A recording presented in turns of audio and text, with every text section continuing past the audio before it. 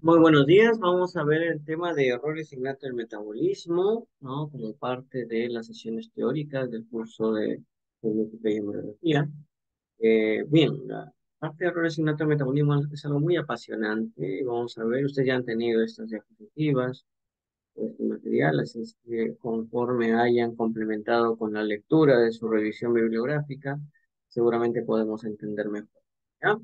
Entonces, como sabemos, bueno, entonces, los errores innatos de metabolismo tienen que ver justamente con vías metabólicas. Las vías metabólicas tienen que ver con enzimas y las enzimas tienen que ver con proteínas y cofactores o activadores. Como sabemos, estas enzimas son proteínas que están codificadas en genes. Esos genes están dentro de los cromosomas, dentro del ADN. Recuerde que los genes son una fracción, un pedazo de información genética, pedazo de ADN de tamaño variable que tiene regiones que son codificantes y regiones no codificantes. Las regiones codificantes son las que van a finalmente formar una secuencia de aminoácidos y esa secuencia de aminoácidos va a formar péptidos, polipéptidos, proteínas y esas proteínas van a tener una estructura que va a ser primaria, secundaria, terciaria para finalmente ser funcional. Entonces, es un mecanismo complejo de formación y regulación. Entonces, para que finalmente una enzima esté activa, tiene que haber pasado por muchos pasos. Pero todo parte de quién? De los genes del ADN, ¿no? Entonces, cualquiera de estos pasos que pueden haber pueden fallar. Lo que hacemos en la parte de genética es justamente buscar las alteraciones en los genes, en el ADN, que puedan explicar estas condiciones o estas enfermedades, ¿no? Bien, entonces lo que buscamos son errores, variantes o antes llamadas mutaciones, ¿no? Que puedan generar alteraciones en su producto final, que en este caso sería la proteína y en este caso específico las enzimas. Las enzimas también pueden trabajar con lo que se llaman cofactores. Un cofactor puede ser una vitamina, puede ser una molécula diversa, que lo que va a realizar es ayudar a que esta enzima eh, se active, ¿no? O genere efectos en los sustratos o en los diferentes metabolitos. Y además tenemos que pueden haber transportadores que van a localizar a una molécula de un sitio a otro, ¿no? Es decir, van a pasar, transportar moléculas o complejos o productos de un sitio a otro, de una membrana, ¿no? Lo transporta. Entonces, cualquiera de estos puede fallar. En general hay más, ¿no? Hay más, pero digamos de manera básica son estas tres entidades que pueden estar generando alteraciones. Entonces, bien. Entonces, vamos a ver acá, una vía metabólica, como podemos ver acá, es una vía de múltiples pasos, ¿no? Que para llegar de A a F tiene que pasar por diversos puntos. Y quienes van a permitir el paso desde A a F son las que están en rojo, ¿no? Entonces, por ejemplo, una vía metabólica común y corriente que conocemos es la vía de, ¿no? La glucólisis, ¿no? La glucólisis. La glucólisis va desde glucosa, ¿no? Hasta, dependiendo de donde quieras terminar, ¿no? Obviamente tú vas a tener acá ATP como formación, pero vas a tener finalmente CO2 más agua, ¿no? Pero para que esto se dé lugar, pues van a participar muchas enzimas, múltiples enzimas. Algunas se pueden repetir, otras son muy específicas, ¿no? Entonces, eso es lo que van a participar. Múltiples enzimas que van a transformar el producto A en B, y de B a C, y de C a D, y así hasta llegar a F. Si una de estas enzimas falla, pues vamos a tener este, defectos en la vía, ¿no? Usualmente yo lo comparo con, quiere transportarme, por ejemplo, ¿no? Desde, qué sé yo, desde el Jockey Plaza o Surco, ¿no? Hasta la Marina, ¿no? Hasta, por ejemplo, el Hospital Carrión, si se conoce. Para poder yo llegar desde uno a otro, voy a pasar por una vía y esa vía ¿no? Esa vía, ¿no? En este caso, por ejemplo, la Javier Prado, ¿no? Puede tener múltiples intersecciones, ¿no? Y en esas intersecciones hay calles, en esas intersecciones hay semáforos, ¿no? Hay semáforos.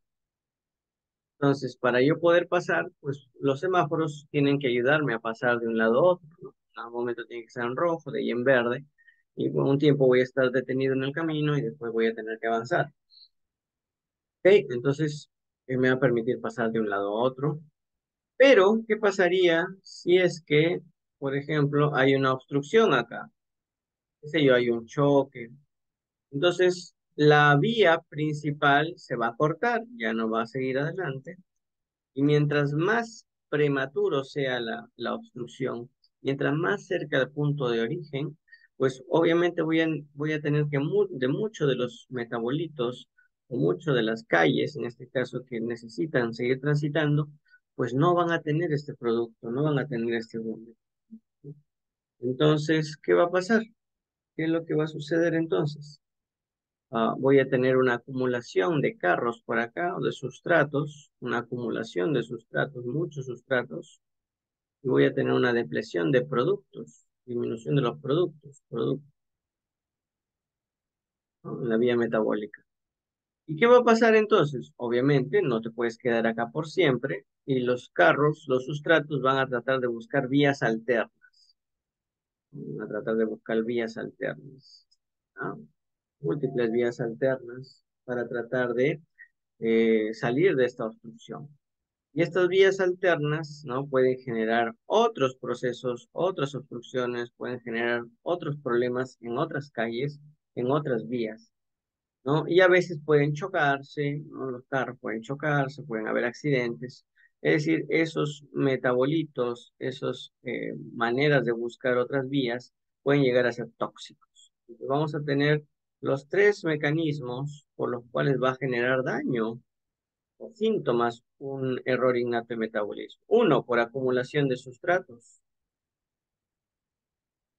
Dos, como buscas vías metabólicas alternas, se forman metabolitos que pueden ser tóxicos, metabolitos tóxicos por vías alternas. Y tres, pues vamos a tener que la disminución o depresión de productos. Entonces, si yo necesito energía, ATP, por ejemplo, y la vía glicolítica está mal, ¿no? Va a buscar una vía alterna, hay varias vías alternas para poder obtener energía, pero al final y al cabo, la energía que se obtiene va a ser disminuida. Entonces, por ejemplo, tejidos como el músculo, como el sistema nervioso pueden sufrir y pueden aparecer signos como debilidad, por ejemplo, debilidad muscular, vamos a decir. Otros, si tienen una acumulación de sustratos, no sé qué hacer con los sustratos, no tengo dónde meterlos. Se empieza a acumular y se empiezan a depositar en los tejidos, ¿no? Por ejemplo, si tengo mucho sustrato, mucha grasa, muchos triglicéridos, no se pueden, ¿no? Metabolizar, se empiezan a depositar en la piel y aparecen unas placas, unos santomas, ¿no? O empiezan a aparecer daño en las células, ¿no? Las células empiezan a morir, no pueden con tanto sustrato, ¿no? Y se depositan, por ejemplo, a veces en organelas como los lisosomas, fagosomas. Entonces aparece la acumulación de sustratos. Tanto se llena y la célula finalmente muere porque no puede metabolizar la acumulación de sustratos. Y metabolitos tóxicos, por ejemplo, ¿no? Los que tienen que ver con el ciclo de la urea, por ejemplo, ¿no? No puedo formar urea, no puedo botar la urea, eliminar, excretar la urea. Entonces, ¿qué puedo hacer? Eso se empieza a formar otras sustancias tóxicas que se llama amonio, ¿no? Y ese amoníaco, va a generar efectos en los tejidos, se va a depositar y va a empezar a generar alteraciones, por ejemplo, en las neuronas, ¿no? Con otros neurotransmisores, etcétera, ¿no? Y puede generar síntomas, ¿no? Por ejemplo, encefalopatía, ¿no? Por metabolitos tóxicos. ¿Ya? Hay muchos otros mecanismos también, por ejemplo, disminución de metabolitos intermedios que son útiles para otros tipos de vías, ¿no? Por ejemplo, muchos de los metabolitos de la vía glicolítica pueden participar en otras vías, como el ciclo de Krebs, como la cadena transportadora de electrones, como las vías de las pentosas, etc. Entonces, Miren, básicamente, ¿por qué? Porque algún semáforo ya no pudo marcar nunca más verde y se quedó en rojo, ¿no? Y la vía se alteró. Y ese semáforo es una enzima, alguien que permite el paso de un lado a otro. Bien, entonces con esa explicación espero que se entienda, es una introducción para ¿ya? Eso es lo que estábamos viendo, ¿no? Acá tenemos, ¿no? Acá tenemos entonces los sustratos, miren, los sustratos que se convierten en productos y a la vez se convierten en sustratos para otro, ¿no? Multifase. Entonces, ¿qué pasa si acá la enzima I no funciona? Se empieza a acumular C, busca vías alternas que forman metabolitos tóxicos y disminuye la cantidad de resto de productos. Ojo, pueden suplirse con otras vías metabólicas también, pero obviamente no va a ser tan eficiente como si estuviera funcionando correctamente, ¿no? Bien, entonces ahora, ese es el sustrato. Ahora, el sustrato también tiene que pasar de un compartimento a otro compartimento del organismo, ¿no? Por ejemplo, de un compartimento extracelular o de un compartimento intersticial o de un compartimento eh, intravascular hacia otro compartimento, que es en este caso puede ser el compartimento intracelular. Entonces, eso paso de un lado a otro, a veces es mediado por canales, otras veces por transportadores, otras veces por difusión simple, otras veces por difusión facilitada. El hecho es que cuando tenemos en cuenta que hay transportadores, proteínas, ¿no?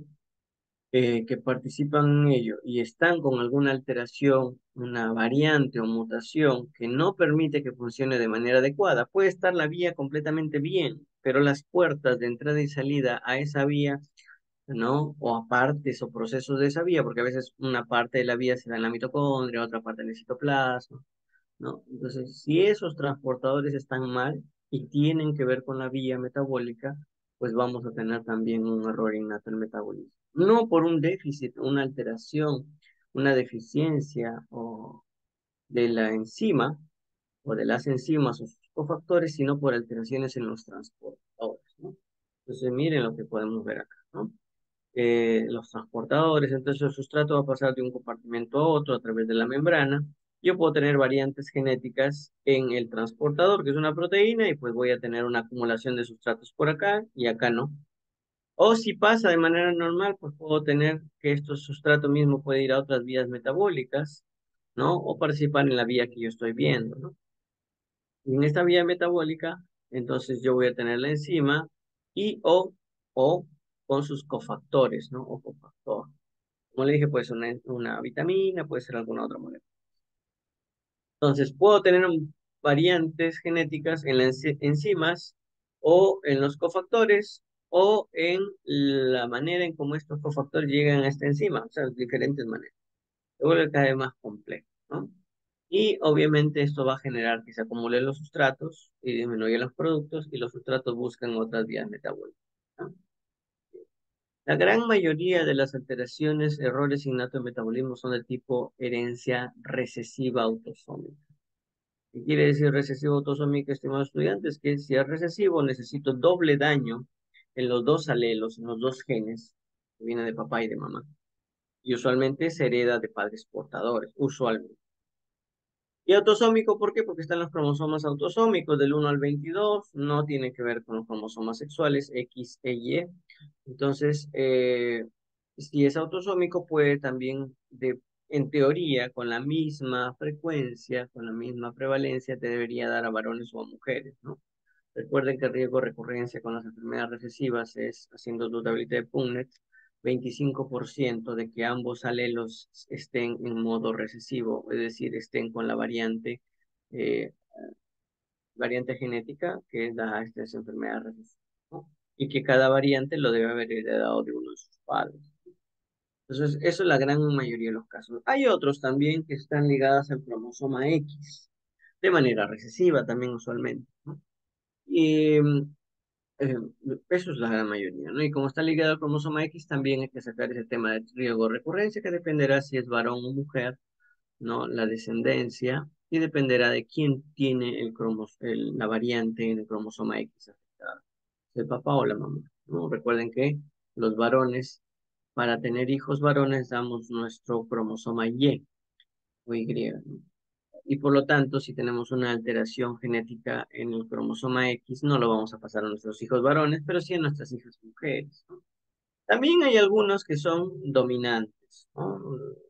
Errores que son de tipo dominante también, y también ligado al cromosoma X dominante, ¿no? Es decir, no basta que uno de los cromosomas X esté alterado en las mujeres y se expresa la enfermedad. En el varón, pues no tiene de otra, porque el varón solamente tiene.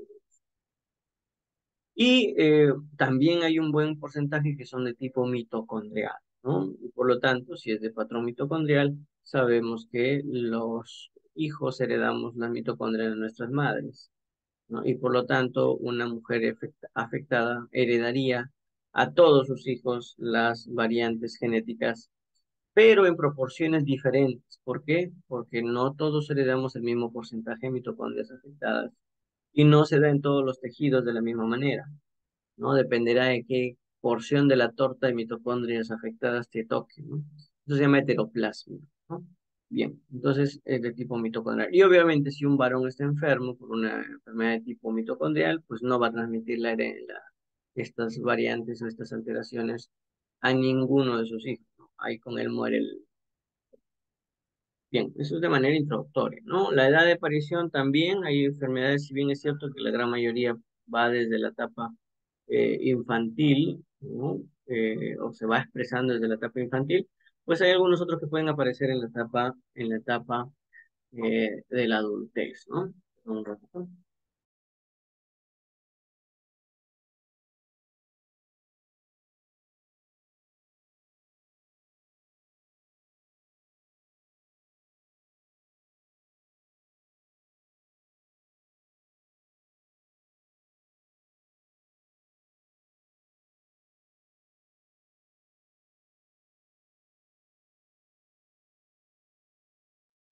Bien, disculpen. Entonces,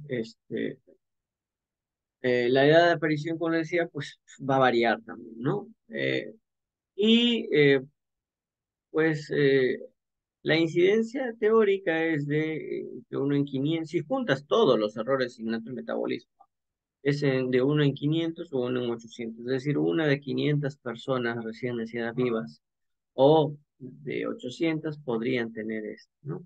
Ergo, se estima que al año pues habrían 875 a 1.400 personas, según las estadísticas de cuántos recién nacidos vivos hay por año, ¿no? Multiplicas esa incidencia por el número de nacidos vivos al año, en promedio, y vas a tener, pues, esa cantidad. De cualquiera de los errores sin de metabolismo, ojo, hay muchísimos, muchísimos. Bien, entonces, como le dije, la clasificación se da o por una intoxicación, es decir, metabolitos tóxicos, vías alternas, ¿no? Se debe principalmente a la acumulación de sustratos, pero pues como desfogue tratan de buscar vías alternas y eso se intoxica. Metabolitos tóxicos, intoxicación. Por déficit de productos o déficit de energía, es usualmente el producto más importante para la célula, ¿no? La energía.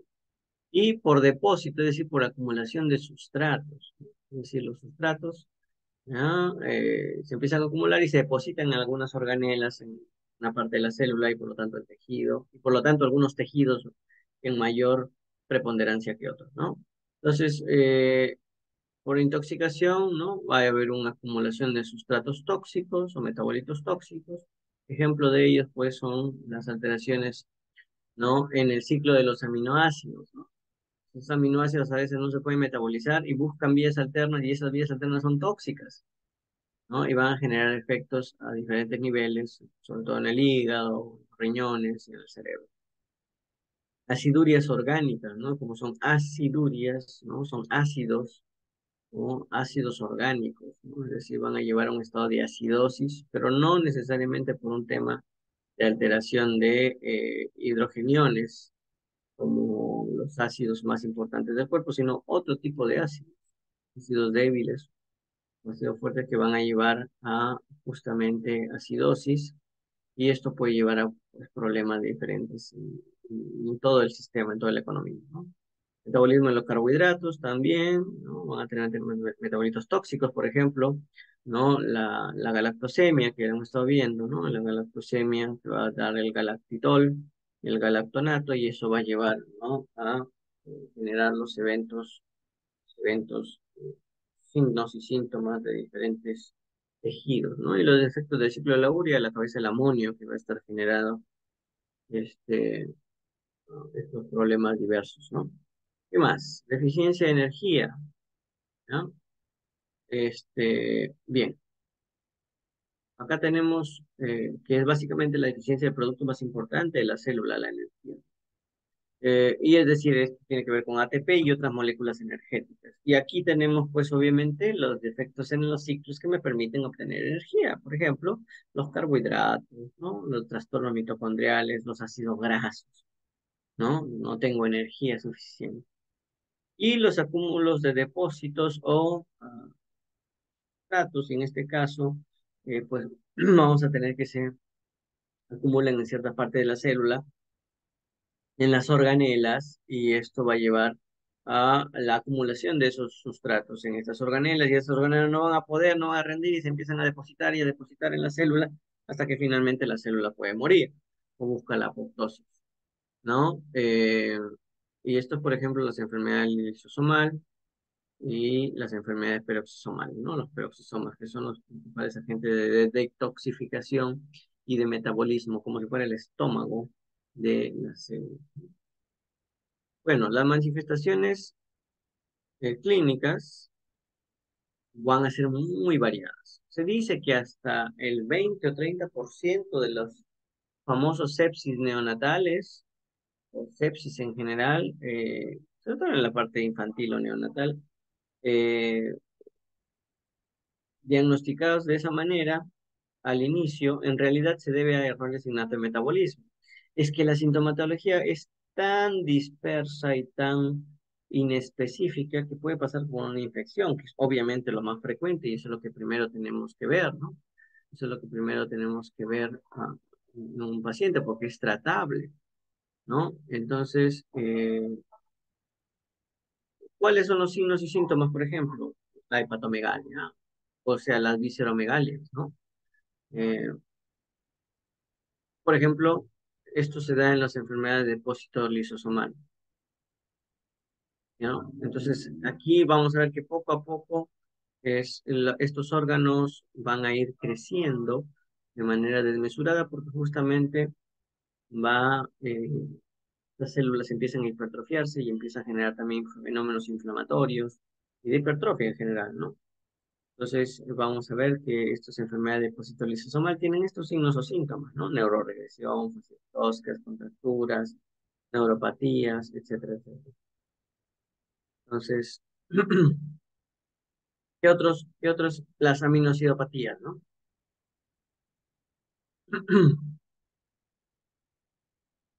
Las aminoacidopatías, entonces aquí tenemos que lo principal son estos metabolitos tóxicos que van a generar, por ejemplo, las encefalopatías, el coma, es decir, trastornos de conciencia. Los nenes nacen bien y por ahí empiezan no reaccionan, empiezan a estar somnolientos, no se alimentan, tienes que despertarlos para alimentarse. Parece una sepsis, parece una meningitis, lo tratas como una meningitis, le das antibióticos, pero al final es una aminoacidopatía. Y tienes que quitar estos sustratos para evitar los metabolitos tóxicos y tratar de reemplazarlos por otros, ¿no? Y llegan hasta el coma y bueno, a lo largo del tiempo, como van a dañar las neuronas y las células del tejido nervioso, pues vamos a tener probablemente discapacidad intelectual, convulsiones o alguna otra manifestación neurológica. Enfermedades peroxisomales van a causar compromiso también neurológico y hepático, ¿no? Importante la parte adrenal y también la dismorfia, ¿no? Corporal, la cabeza, la faz. ¿Qué test diagnóstico utilizamos? ¿Qué diagnósticos utilizamos? Pues vamos a utilizar básicamente el análisis de esas enzimas. Lo ideal sería ver esa enzima, cómo está trabajando, a qué velocidad, qué rendimiento. Lo vamos a comprar con una máquina, como una máquina que va a transformar sustancia A en B, por ejemplo. Siempre digo este ejemplo, ¿no? Imagínate una máquina, ¿no? Que va a transformar madera en sillas, ¿no? Entonces, ¿qué pasa si esta máquina debería estar funcionando al 100%? Entonces, entra una cantidad 10 de madera, sale una cantidad 10 de sillas, o equivalente. ¿Y qué tenemos con esta enzima? Que baja su funcionamiento, puede ir de cero o muy poquitito, ¿no? Es una actividad mínima o una actividad nula. Entonces, las maderas se empiezan a acumular y las sillas empiezan a faltar.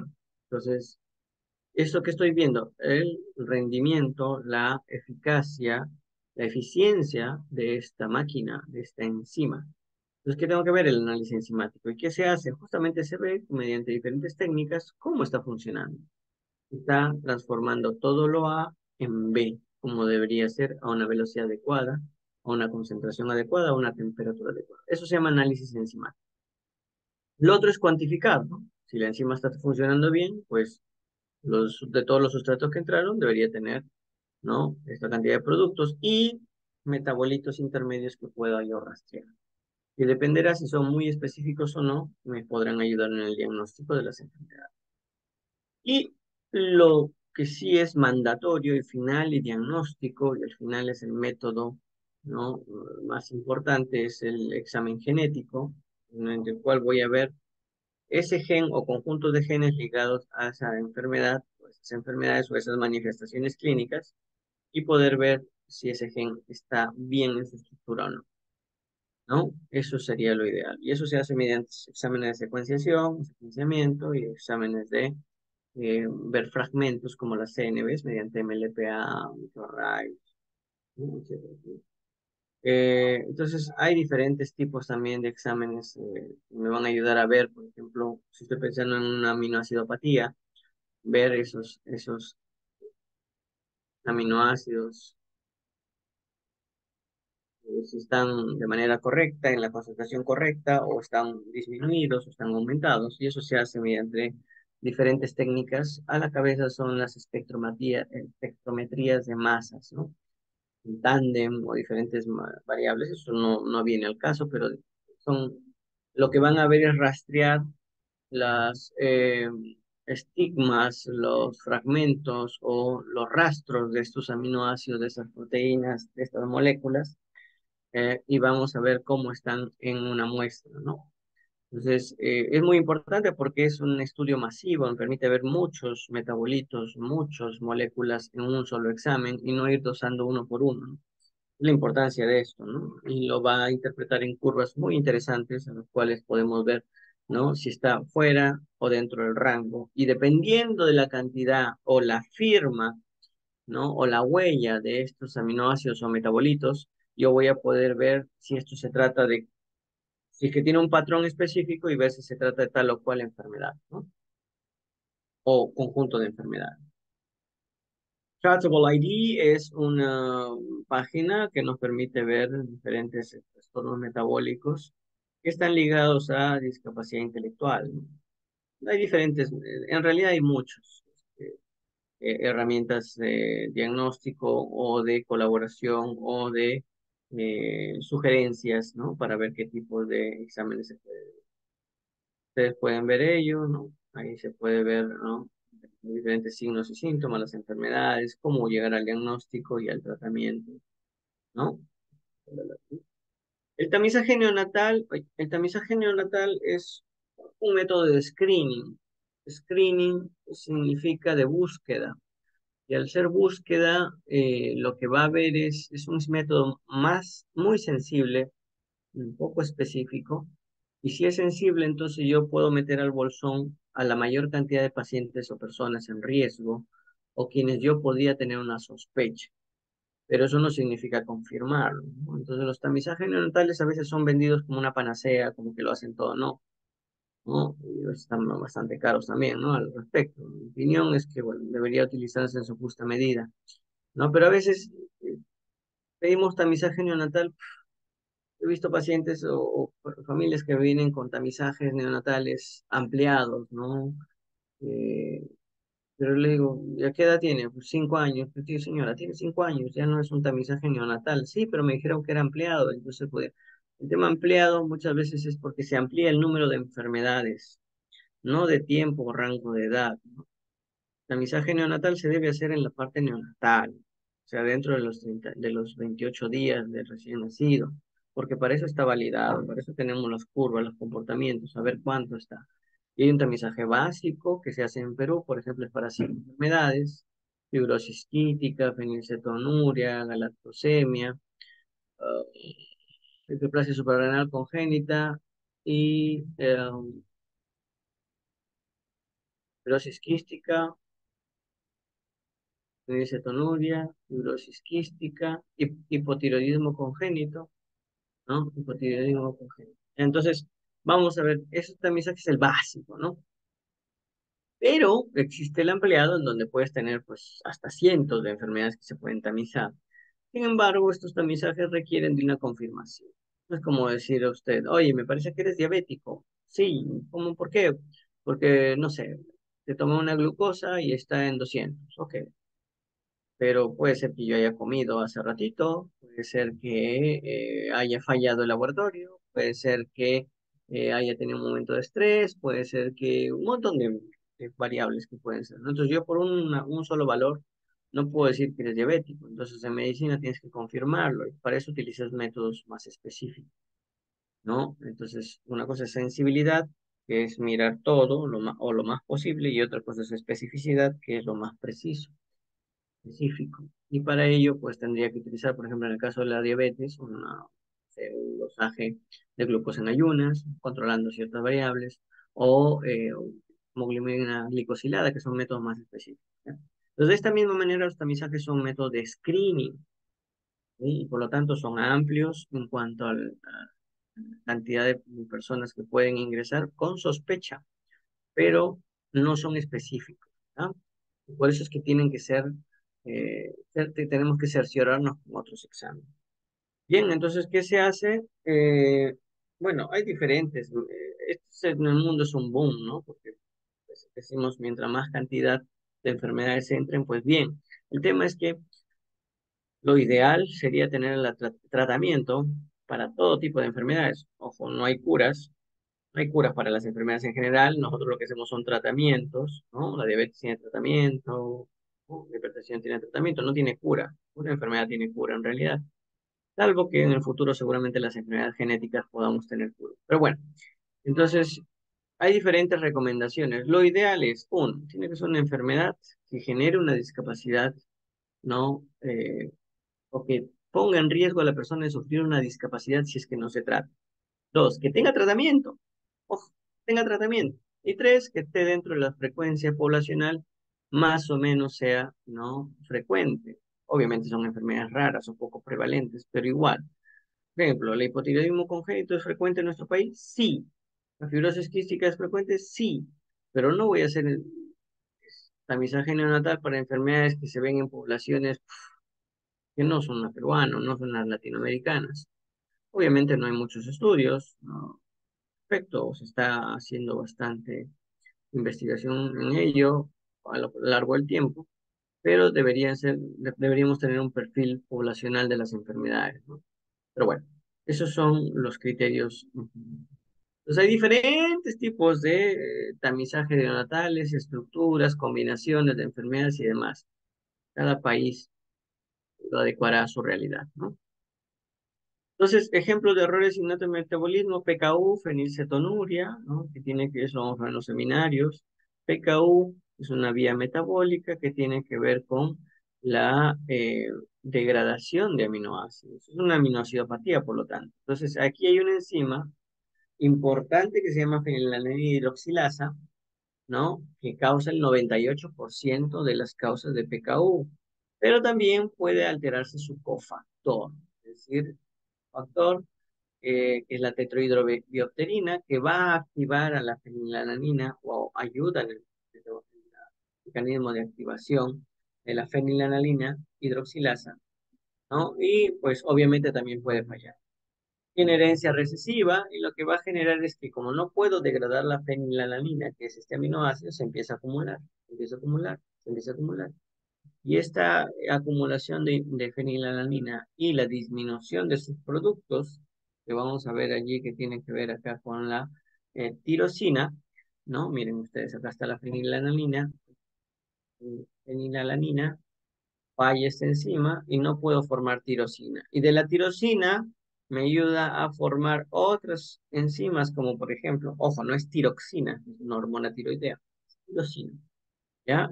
Y este aminoácido tampoco no puedo generar otras hormonas como las catecolaminas, adrenalina, noradrenalina y la misma tiroxina, ¿no? Y si esta no funciona, pues también voy a tener un déficit de la dihidroxifenilalanina y por lo tanto la melanina, ¿ok? Entonces, la coloración de la piel, por eso es que las pacientes con PKU usualmente son más claritos, su cabello es más castaño, ¿no? A veces entre comillas, ¿no?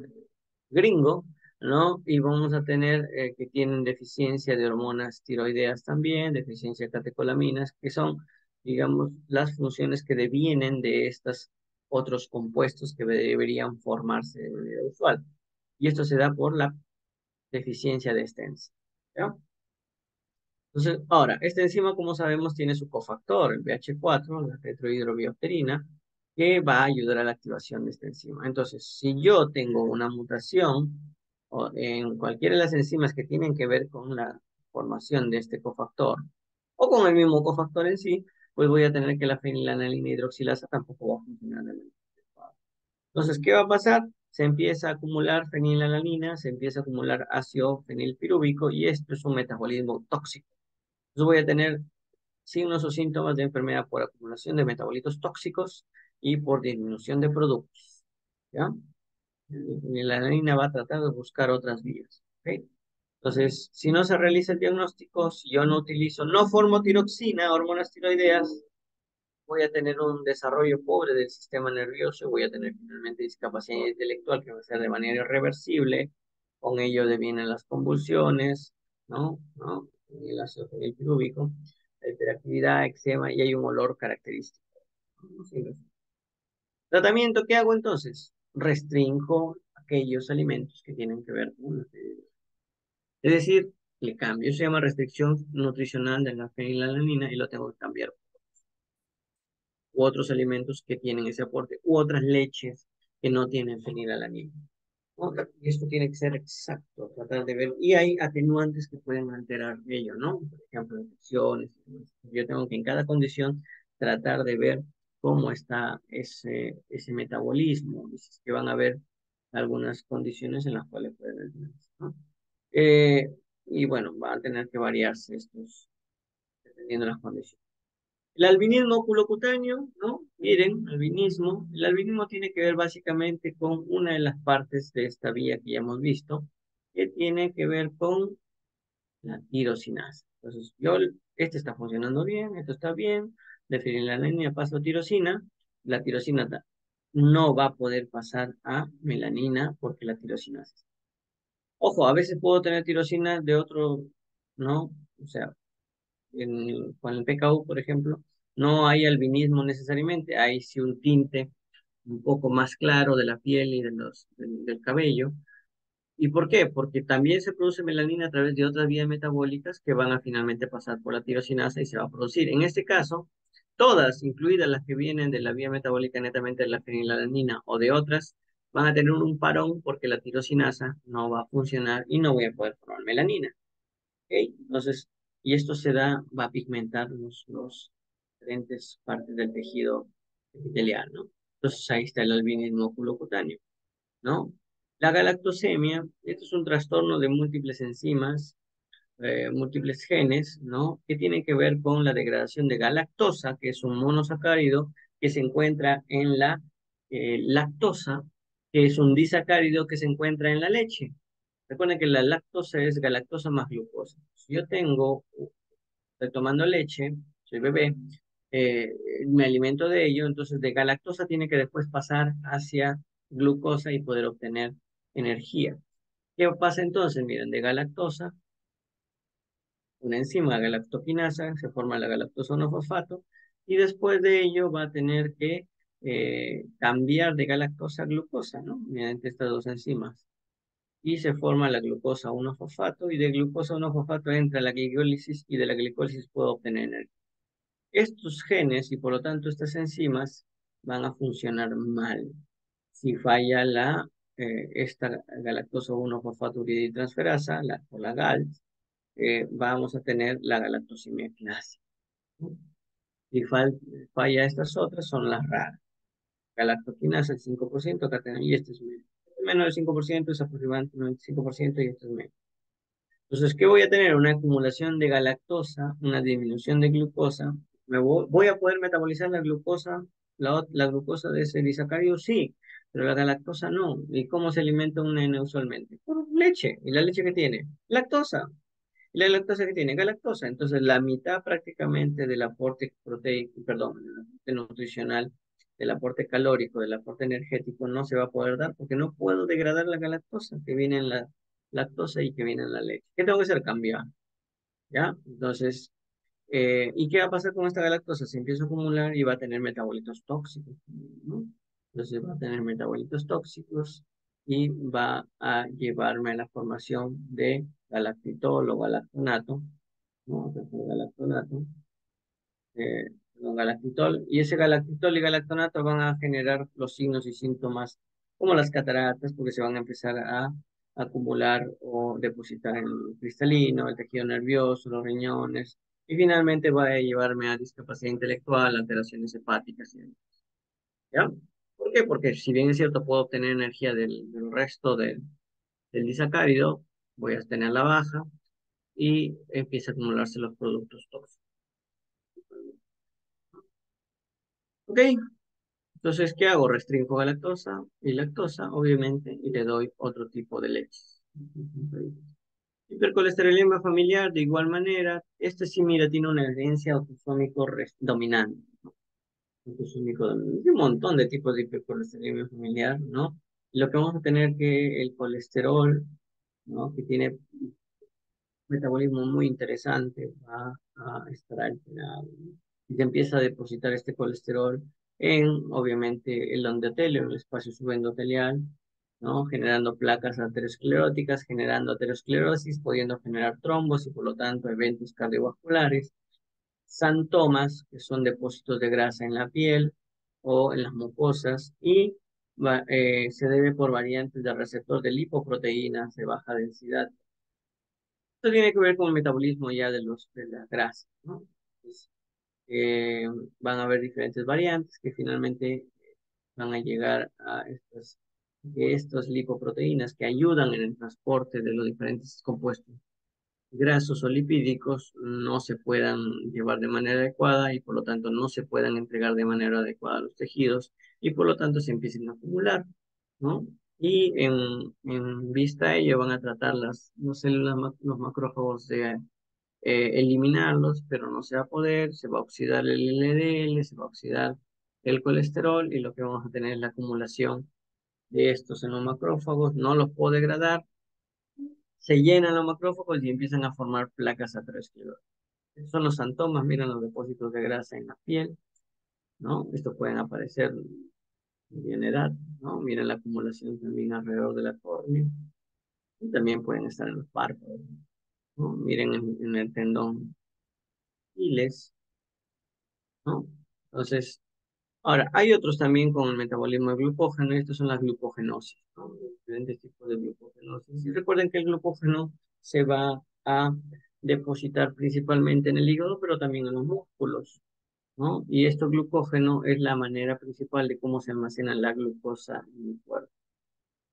Entonces, si yo no puedo utilizar el glucógeno, no puedo guardar el glucógeno, tengo un déficit para su uso, voy a tener las famosas glucógenos.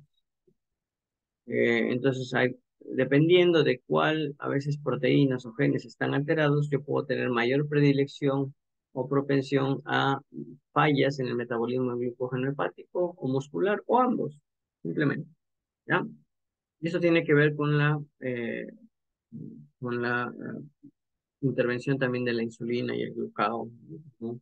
Dos hormonas contrarreguladoras de la glucosa, antagónicas, ¿no? Y vamos a ver que ellos también participan en la estimulación de la formación de glucógeno vía insulina y en la degradación del glucógeno hacia glucosa vía el glucagón.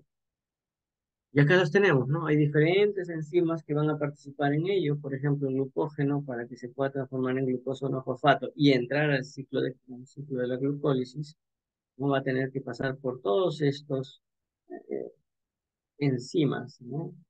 Para poder generar, y viceversa, para poder ir de glucosa a glucógeno también. Entonces vamos a tener ahí que las enzimas que participan van a estar alteradas. Por ejemplo, la glucosa 6-fosfato-fosfatasa, la glucosa 6-fosfatasa, perdón, si está alterada y está en el hígado, tenemos que está ligada a la glucogenosis o glycogen storage disease o trastorno del almacenamiento de glucógeno tipo 1. Así sucesivamente. Entonces hay en todos los tipos de herencia, pero principalmente, no, perdón, de este es tipo autosómico recesivo, pero hay uno que es ligado al cromosoma X, que es la glucogenosis tipo 1. Vamos a la glucogenosis.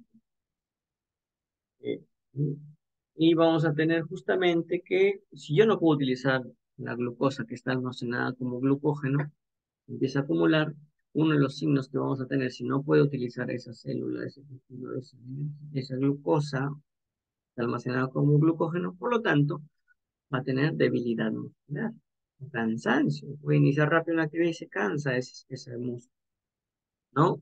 En este caso vamos a tener miopatías metabólicas, ¿no? Y cuando hay a veces ejercicio intenso, ya no voy a poder utilizar la glucosa, ¿no? De estos almacenes y va a aparecer también de debilidad, ¿ok? O el músculo se va a cansar rápido. Y en el hígado, si no puedo tener ello, una disponibilidad del glucógeno hepático, entonces puedo tener trastornos al momento de tratar de utilizar esos almacenes. Y por lo tanto, llevarme a hipoglucemias, ¿no? Entonces, ese es otro de los signos. Y si se empieza a depositar, a depositar, a depositar, pues ese hígado también empieza a crecer, a crecer, a crecer y puede generarme hepatomegalia. Bien, son diferentes manifestaciones clínicas. Ya, entonces, hay hipoglicemias, si no puedo utilizar la glucosa, no puedo generar anabolismo, hay talla baja. Si tengo que utilizar otras vías alternas a la glucosa en anaerobiosis, puedo tener hiperlactatemia, ¿no? Es decir, lactato elevado. Esta glucosa no se puede almacenar como glucógeno, o ya se llenan los almacenes de glucógeno, tiene que ir hacia otras vías metabólicas, por ejemplo, formar lípidos, lipidemia, etcétera, etcétera. ¿Ya? Entonces, eso es lo que sucede. En este tipo de enfermedades se forma el glucógeno, pero no se puede destruir. Es decir, el proceso de glucogenólisis está alterado. Y las mucopolisacaridosis, que son enfermedades eh, que van a llevar a la acumulación de glucosaminoglicanos en los lisosomas, y ello va a llevar a la deformación de estas estructuras, eh, estos tejidos, ¿no? Formando fascias toscas de gárgola o gargaloides. El hígado se empieza también a llenar, hepatosplenomegalia, el vaso también, y puede empezar a acumularse en tejidos como el corazón, dando afectación cardíaca, y en los huesos, ¿no? Generando las diferentes disostosis o alteraciones esqueléticas, ¿no? Recuerden que los glucosaminoglicanos están en el tejido conectivo principalmente. El tejido conectivo, los glucosaminoglicanos, sobre todo en el denso, por ejemplo en la dermis, ayudan a la captación de agua, de moléculas de agua en este tejido, y eso le da justamente las características al tejido o a la dermis o al tejido conectivo de normalidad. Si yo tengo una mucopolisacaridosis, estos glucosaminoglicanos ya se alteran, ¿no? No se pueden metabolizar de manera adecuada. Se producen, sí, pero no se metabolizan. ¿Y dónde se empiezan a depositar? En los lisosomas de las, ¿no? De los macrófagos, diferentes células en general. Y allí estas células empiezan a morir y generan apoptosis. ¿No? Hay un montón de tipos. Ya, la única que es ligada al cromosoma X es la tipo 2, ¿no? Y aquí tenemos, miren, cómo se va deformando la cara. Nacen bien, nacen completamente normales y empiezan a tener manifestaciones clínicas o por conforme va pasando los meses o los años, ¿no? Y bueno, algunos sí ya tienen desde la parte uterina, ¿no? Ciertas particularidades o signos, pero otros no. ¿No? Cómo se van deformando, mira las deformaciones esqueléticas del tejido conectivo. Es general, pero el tejido conectivo, recuerden que el tejido conectivo es el propiamente dicho como el laxo y el denso, y el especializado pasando por el hueso, cartílago, sangre y tejido adiposo. Tratamiento entonces de los errores innatos del metabolismo dependerá de cuál sea el mecanismo más importante de generación de signos o síntomas. Lo ideal sería arreglar esa enzima. Y eso se hace mediante mecanismos de edición genética. Eso está todavía en estudio. ¿Qué tengo que hacer entonces? Si me faltan productos energéticos, por ejemplo, los suplemento. Si tengo vías alternas tóxicas, bajo ese sustrato, bajo esas vías tóxicas o desintoxico de alguna manera. Dependerá del mecanismo, ¿no? Si eso me genera muerte celular, trato de ir bajando esos sustratos o reemplazándolos o generando una enzima, produciendo una enzima a nivel ya, laboratorio que me permita reemplazar a la enzima que está dañada. Ahora, la enzima no siempre va a ir a todo lo por ejemplo, el sistema nervioso central, debido a la barrera hematoencefálica, es difícil entrar. Entonces, a veces es necesario no dar tratamiento, por ejemplo, oral o parenteral, sino ir hacia el líquido cefalorraquídeo. A veces se tiene que poner tratamientos dentro del sistema ventricular, ¿no? Son diferentes abordajes. Ahora, lo que ya sucede, lo que ya se dañó, es bien difícil recuperar, ¿no? Realmente lo único que podemos hacer con estos tratamientos es mantener o disminuir la progresión de la enfermedad. Lo ideal sería terapia génica, ¿no? Lo ideal sería prender esa enzima que se había apagado. Eso con el tiempo ustedes van a poder ver los diferentes abordajes que se van viviendo. Pero de momento manejamos síntomas y vemos tratamientos de reemplazo enzimático, ¿no? O tratamiento de sustitución de sustrato, o tratamientos de aumento o reemplazo de sustratos por otros. ¿Sí? Esos son los diferentes abordajes. Bien, eso sería entonces todo de momento. Gracias por su atención. Nos vemos en la siguiente exposición. Gracias.